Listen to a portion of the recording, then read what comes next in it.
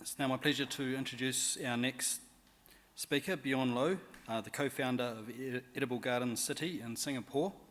After obtaining a diploma in biodynamic agriculture in East Sussex, Bjorn returned to Singapore with a dream of combining his knowledge of farming and his business training. In 2012, Edible Gardens was started with the hopes of building urban farms to help Singapore tackle its food security challenges. Bjorn's going to address us on the emergence of a new agriculture paradigm. Welcome to the stage, Bjorn.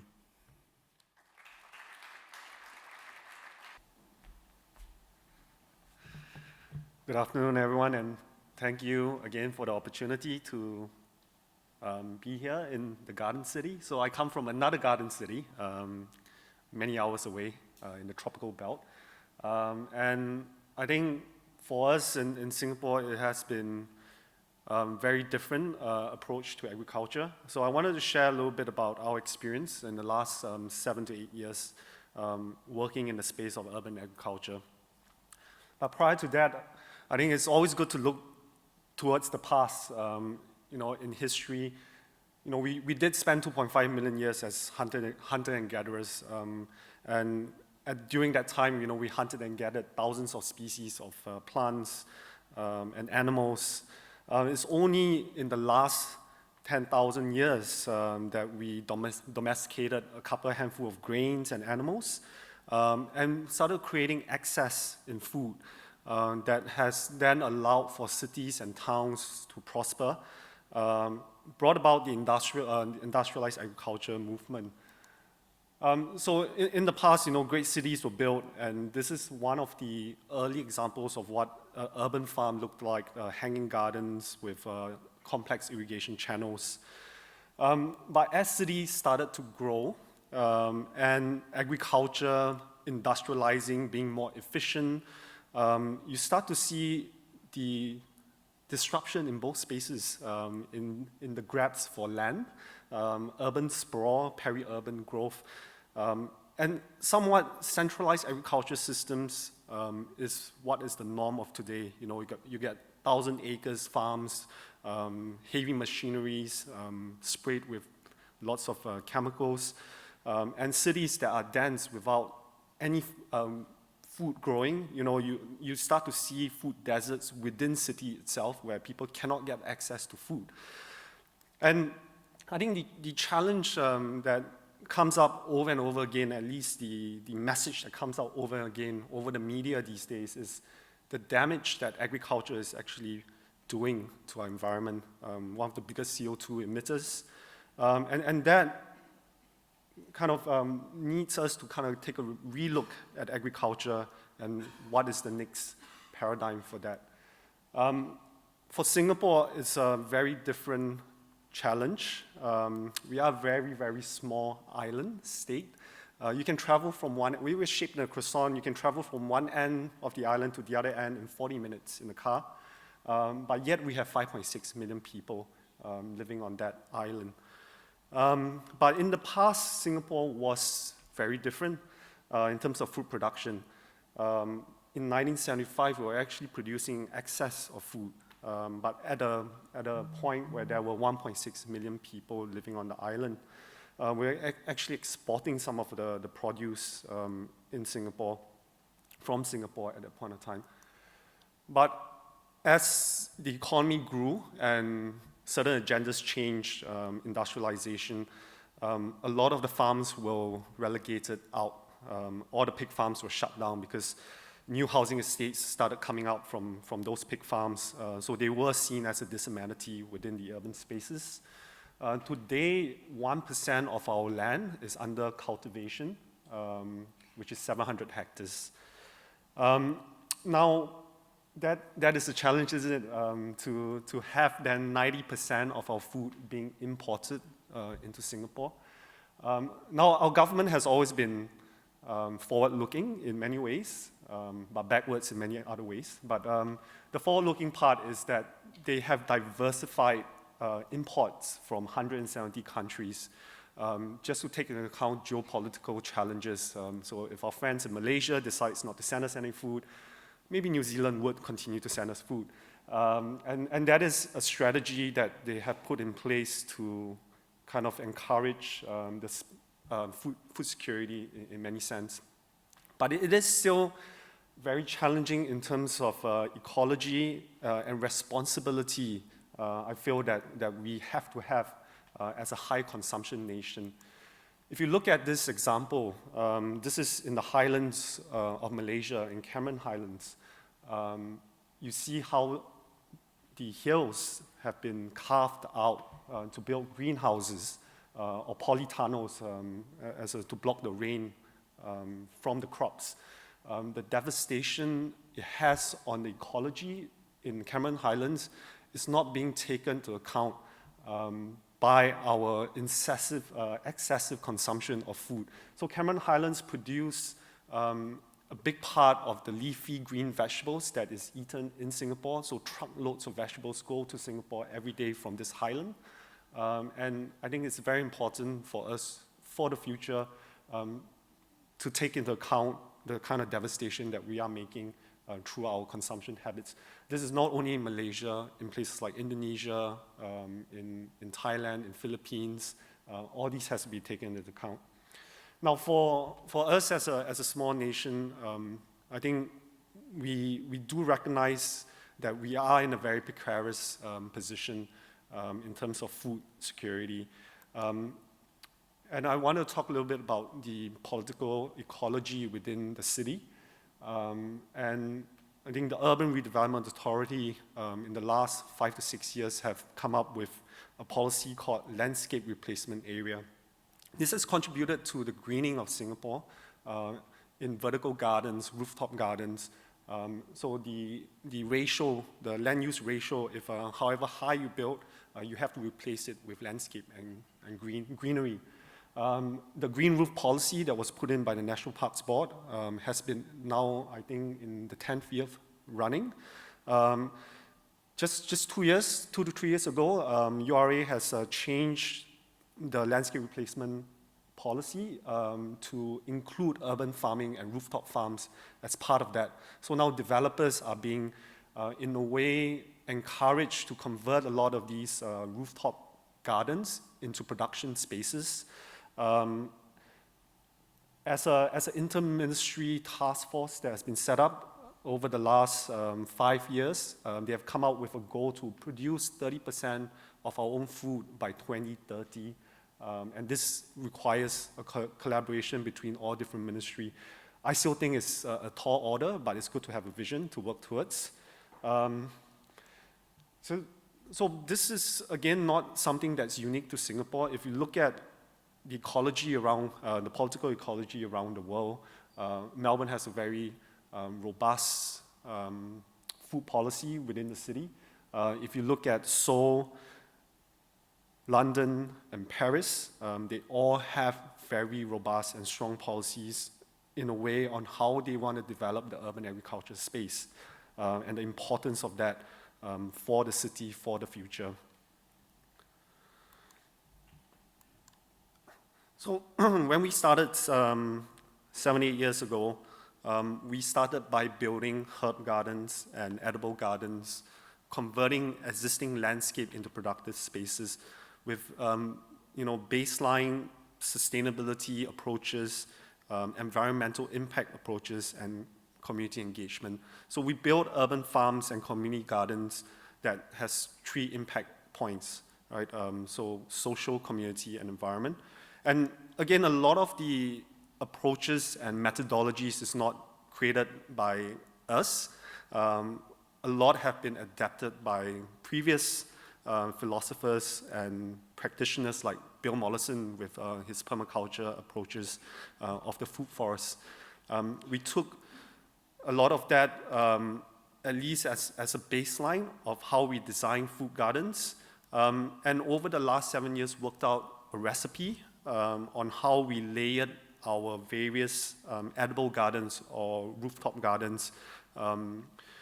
And we felt that the food forest methodology worked a lot, very, very well in the tropical environment, because I think the challenge is always the tropical rain. When it comes down, the drops are about this size, and it washes everything away, the topsoil. So having a tiered layered system with fruit trees and productive palms at the top to break the rainfall, and then with robust ground covers that are all food producing, working in a biodiverse environment. So if you look at the diversity of what we can find in the tropics, we just literally scratching the surface of the type of plants that we can use. Some of them not Southeast Asian of origin, but from tropical climates like the Suriname cherries and Barbados cherries. All these intermingle to create, the canopy level to break rainfall and are food producing as well. And a lot of them are nitrogen fixing, like the moringa tree on the left, does fix nitrogen in the soil. So as a support structure and a species, it's a very important part of our planting methodology. If you go down to the shrub layer, you see a lot of common herb plants, like the basils, the chilies, things like the cranberry hibiscus, Ulam Raja. So we try and work a lot with local endemic species that have been forgotten and not eaten. So if you look at the far right, Ulam Raja is actually the name, it's a king of salads. And it's something that imparts a very strong green mango taste. And we're trying to bring that back in vogue with the chefs and turning that into more of a staple. And it grows really easily in the tropical climate. And when you go down to the ground cover levels, again, a big diversity of plants as well that we work with. Of course, the vertical layers with different climbers, flowers, nitrogen-fixing flowers as well, perennials like passion fruits as such. But what we try and do a lot of times with our development of rooftop spaces is to bring in environmental practices like green manuring, crop rotation. One of these rooftops that we did recently in Woodlands, it's on a school. We did a round of green manuring and we dug it in. Again, there is a lesson and there is a lesson to be learned by the students on this approach. And we kind of replicate similar systems within the city as well. This is as part of the shopping belt in Singapore called Orchard Road. We turn a rooftop garden into a food productive space. And you can see that when you apply regenerative practices into the space, you start to get diversity. You start to get a lot more growth and fertility in the space. This rooftop particularly is 10,000 square feet in the middle of Singapore. Used to be monocropped with bougainvilleas. No one has access to the garden. It's for people to look down from the hotel upstairs down to a sea of pink when it flowers. So we took this, we converted it. It's a low-hanging fruit because infrastructure is already in place. The soil is already there. Drainage is done. We just changed the planting methodology and started to become a productive garden where the community can come to harvest, to learn. And we started to see again, a lot more of the urban farms that we put in rooftops. This one is just opposite the Supreme Court in Singapore, where it's not only just about food production, we are creating touch points within the city to relay the message on sustainability and environmental messaging, and also about food production in different ways, right in the middle of the city. But if you look at the social ecology of Singapore, I just share a bit of my own story, which is I first saw my first cow and was in New Zealand when I was 12 years old. So you can kind of understand the stark disconnect between urbanites, especially living in Singapore, with agriculture and their food. We see that time and time again, and this is not a problem faced only in Singapore. I think in many big cities around the world, there is that stark disconnect between people and food.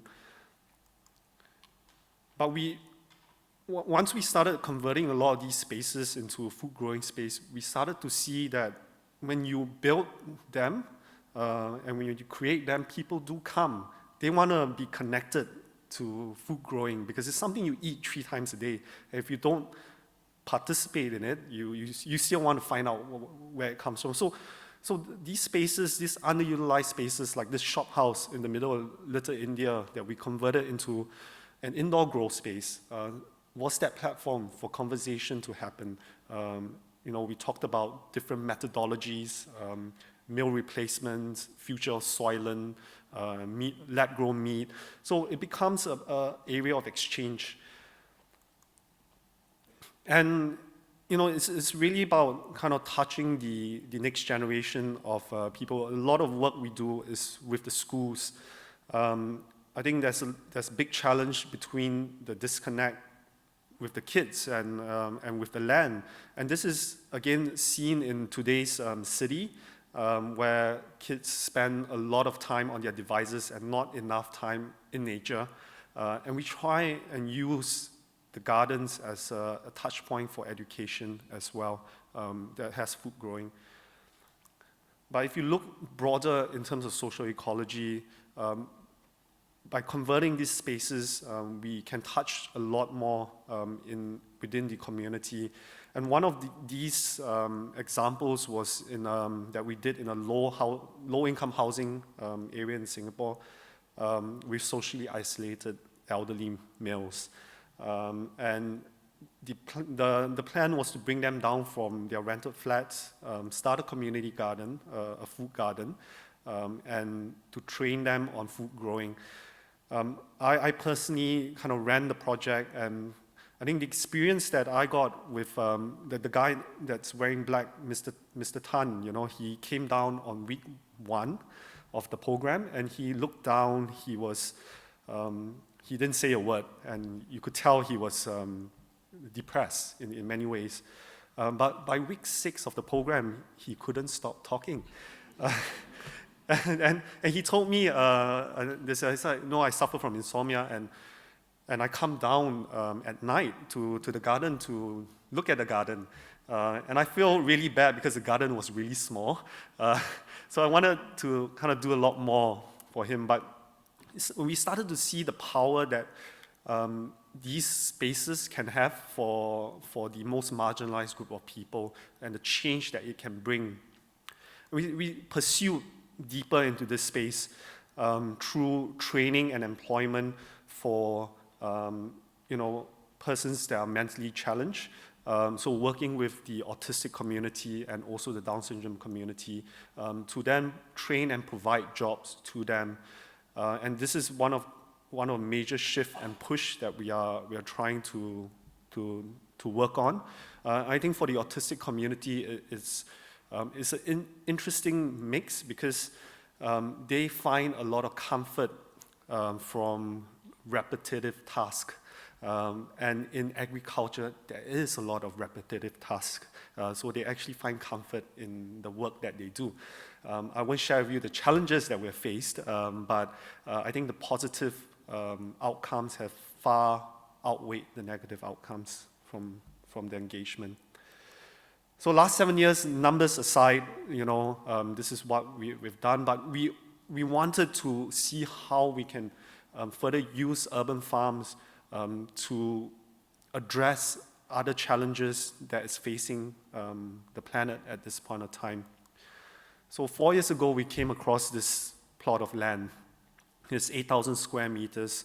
As a farmer, as a trained farmer, I came to the land and it's just concreted everywhere. So I felt very disappointed to start with. You have small strips of grass and soil, but as what we do, we try and activate underutilized land. And this space particularly had an interesting story. It's actually, it used to be a prison in the past, a remand prison. It's been empty for the last 8 years, and it's only 5 to 10 minutes away from the CBD area in Singapore. So what we did was we went in, and we wanted to use this space to look at broader contexts, to create an urban farm that created again, the social environment and community impact. And one of the big issues that we were trying to look at was food waste. As Singapore, we import 90% of food, but every year we throw away 800,000 tons of it. Some of them not even seeing the markets or distribution lines. So I think a lot of times, a lot of fertility is being lost when this is being wasted. So one of the agendas of this space was how do we recapture some of these wastes. A lot of times these ideas and methodologies are not new. This has been done in Australia, in places all around the world. This was our take on how to do it. So taking coffee grounds and growing mushrooms and then selling it back to the community, and then the spent substrate as an organic fertilizer. We worked on a black soldier fly farm that dealt with pre-consumer food waste, mainly brewery waste and also soybean pulp waste, to then produce high-protein larvae that's fed to the livestock industry, and then produces high-quality organic fertilizer that is close to the NPK of chicken manure. And through this farm, we started to look at business modeling of what were we producing to make it financially viable.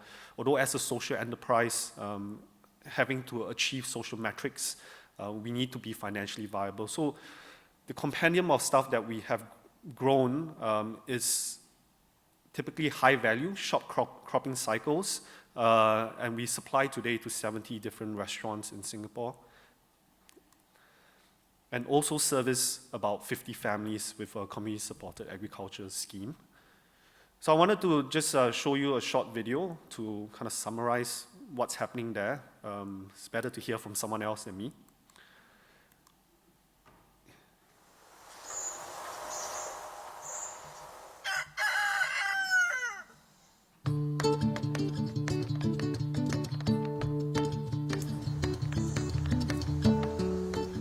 Tuesdays and Thursdays are our typical harvest days. We will just harvest our edible flowers and microgreens for restaurants and bars that order from us.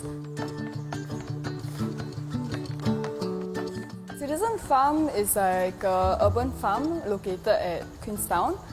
We chose Queenstown because it's like a kind of a central area, quite close to the city. We're trying to incorporate the urban farm and community together. It's an urban farming concept that we're trying to develop in Singapore because Singapore has a very big disconnect to food.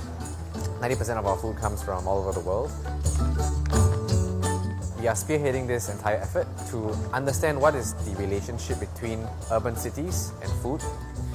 We have roughly 20 to 30 different varieties of microgreens and garden edible flowers and herbs that we grow. We have things like the Mexican tarragon, our ulam raja, our snakeweed flowers. We have herbs as well, things like mint, lemon balm. We have basil also.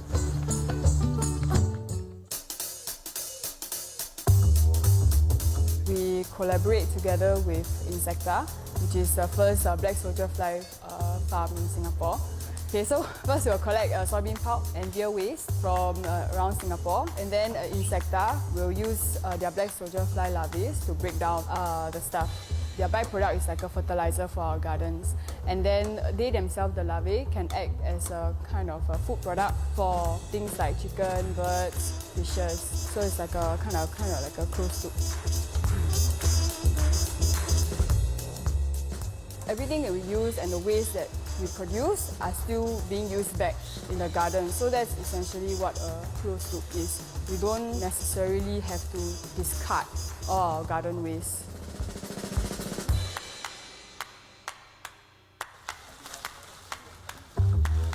Sometimes volunteers can come down on Saturdays to do gardening together with us. Because how you learn is through experience. So I mean, if you come down and garden with us, then you'll learn some tips and tricks in the business. Dirt and soil is not something I'm comfortable with, so it was out of my comfort zone, but also something that deeply interests me because I want to learn how to be sustainable in a place whereby we are having so much food waste and so much chemically produced foods that is not necessarily healthy for us. It was quite dirty work. but I guess it would be rewarding after the compost is done after 2-3 weeks. I actually tried to compost at home, but because of the land scarce environment that we have in Singapore, it's really hard. So it's really beneficial for Singapore to have these kind of urban farms. Well, I was just actually Googling on the internet and I come across this urban farming. I tried to grow these, the pomegranate, trees. So it grows very well and then after that it just dies off. So I really don't know why it just dies off. So that's why I thought that maybe coming these kind of sessions here and learn from the farmer here, it helps how to maintain the plants. Well, I think the best part is you see the thing actually growing and then after that, it becomes a full-grown tree and, the thing grows so well. So it's your labor, that you put inside and then you see that it's actually doing very well. So the satisfaction is there. Yeah, I just met 3 guys. 2 guys from the US and then 1 girl who just came back from the States. So it's the first time also for them to come here. I think it's quite good, you meet people sociable also. I have met a lot of new people here, so I've made a couple of friends as well. They have the same interests as me, so that is really amazing. So it's a very mutually beneficial relationship. We get to learn from each other. The volunteers that come by, everyone's like, oh, I didn't know this can be eaten. Every volunteer that has come here, they all seem to me to have learned something. They seem to have a takeaway. Yeah, so it's quite nice. Because I started as a volunteer myself, coming here just led me to realize that food production is something that is very tedious, that you're lucky enough to just enjoy the fruits of the labor.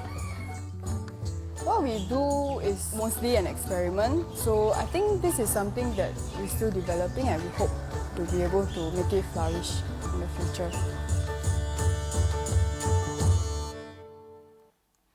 So now that after the video was made, this is 3 years, 2 to 3 years after, what we wanted to do was to accumulate a lot of the learnings that we had in the initial period of time. How do we scale the impact of the closed-loop urban farm ideology? One of them is to modularize it into container farms. Now there's been a lot of at least challenging internal battle between me on the viability and the sustainability of indoor growing. But as a modular structure, if you look at specific scaling sites within the city, for example, under flyovers where there's no light, in underground tunnels that are being underutilized now, you start to see the potential of this as a backbone infrastructure for food security for Singapore. What we are hoping is that if we can put in the number of growing units in place back to the community for them to run, we can be essentially 100% self-sufficient in leafy vegetables only, reduce 26% of the food waste, and create jobs for beneficiaries across the board. So I wanted to share a little bit about where we feel the space is moving towards. That there has been a lot of hype in the last 3 to 4 years on vertical indoor farms. Big money have been going into the space. I think we got caught up also in a lot of the development in that space. But I think ethically, we should ask ourselves, is this the way forward? Is this the future where we then put vegetables into a factory that is very resource intensive? And there have been many examples in the US, $15, $20 million invested indoor farms shutting their doors because essentially it is, at this point in time, still a very challenging business model.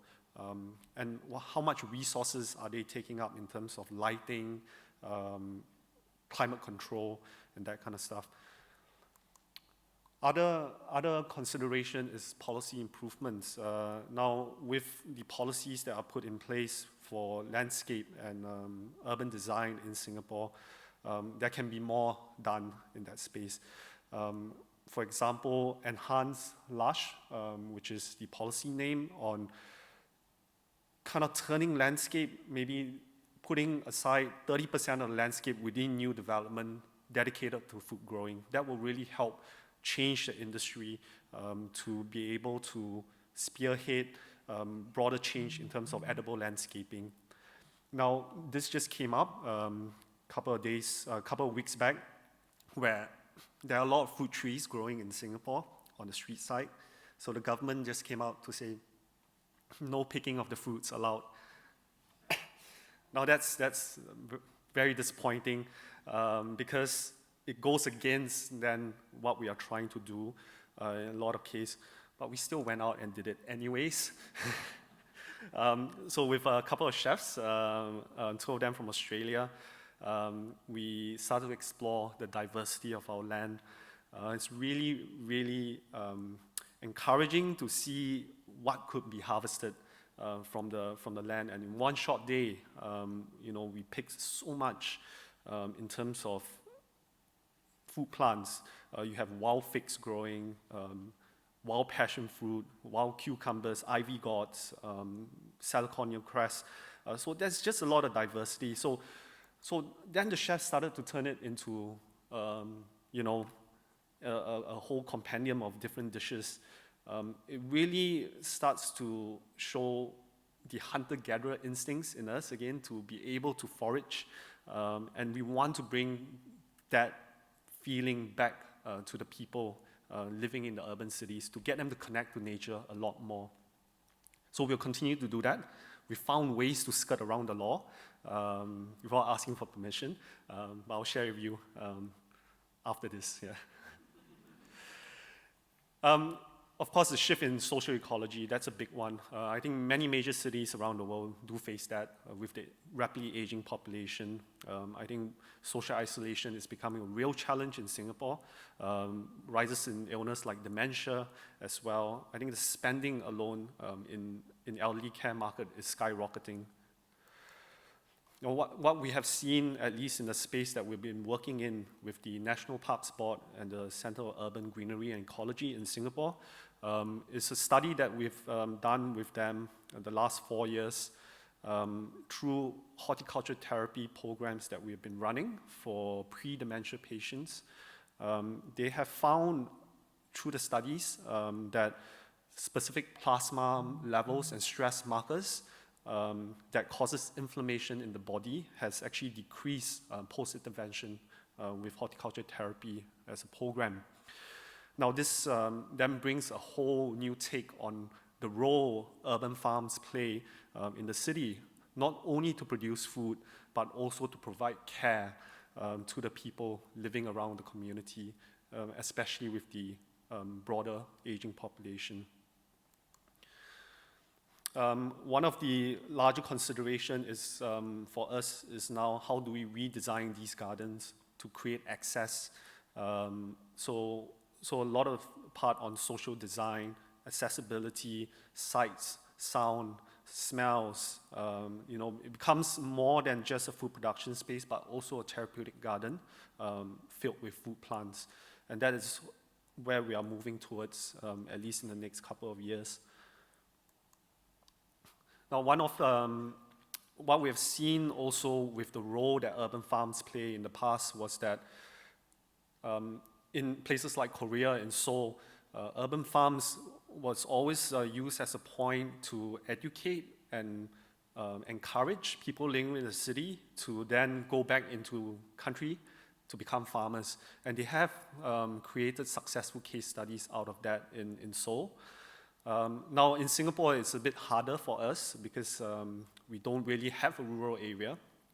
So for us, creating regional impact potentially is what we are looking at. And this was a group of injured migrant workers from Bangladesh, and they came in through a farm entrepreneurship program, which we showed them different things that we were doing, and out of the 10 that came or 15 that came, you could see 3 or 4 sparks light up in the group.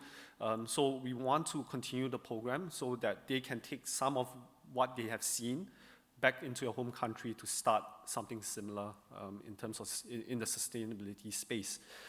And other possible impact countries we are looking at is Bangladesh, India, China, Indonesia, and Myanmar, which a big part of the foreign labor workforce comes from.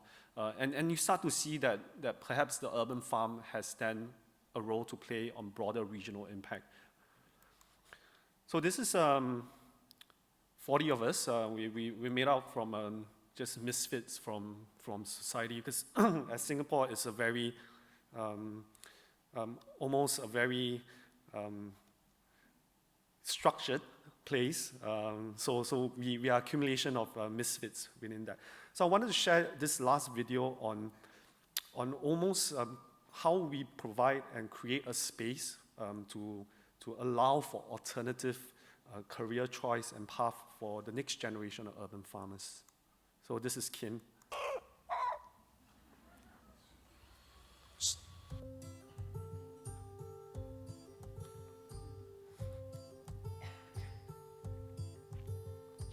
Hi, I'm Kim, and I gave up a potential corporate career to be an urban farmer.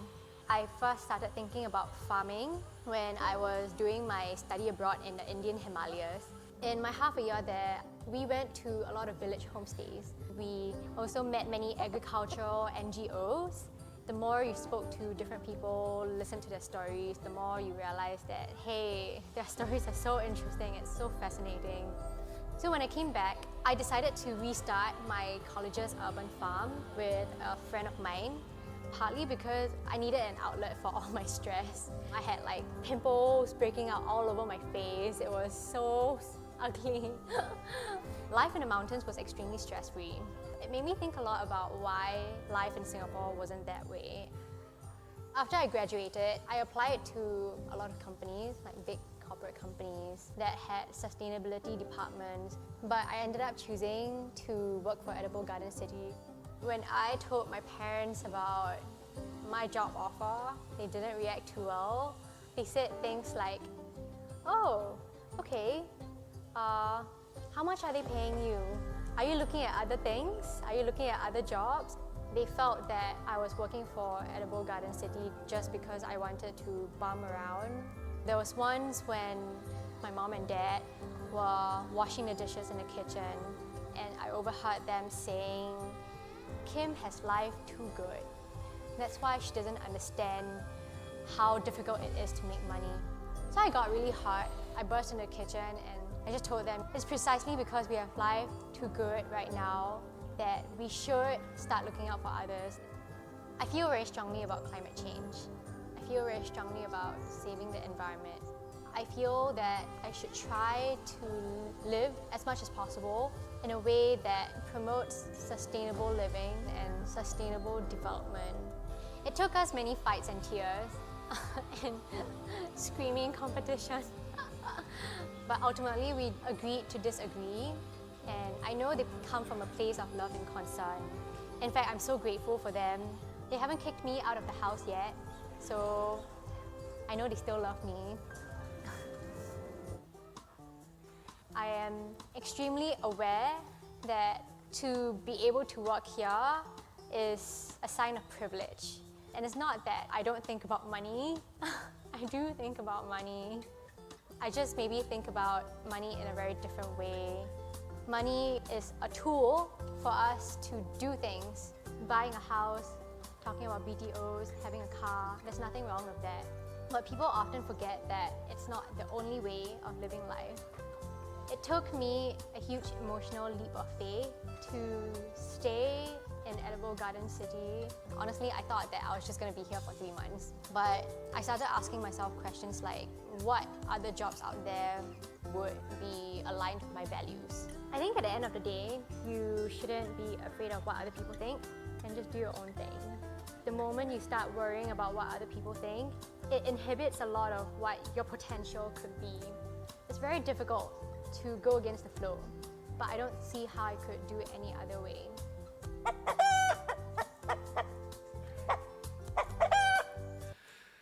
All right, so as you know, we don't pay very well.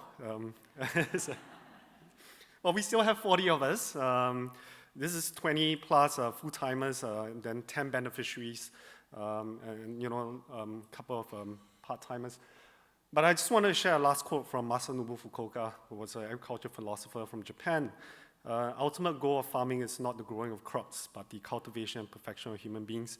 And we feel that urban farming embodies that value and ethos very well. And we hope to continue to use urban farms to create the impact that we want to see in urban spaces. So thank you for listening to me.